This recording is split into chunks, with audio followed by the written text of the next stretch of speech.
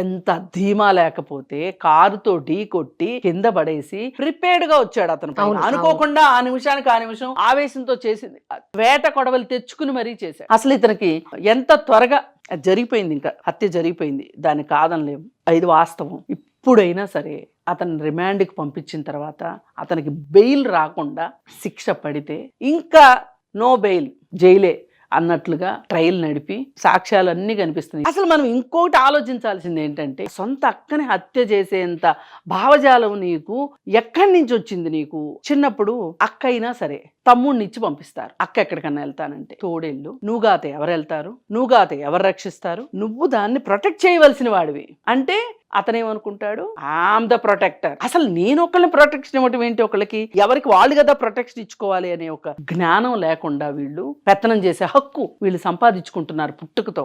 ఈ హక్కులే ఇవాళ ఇలా చంపేటట్లు చేసినాయి.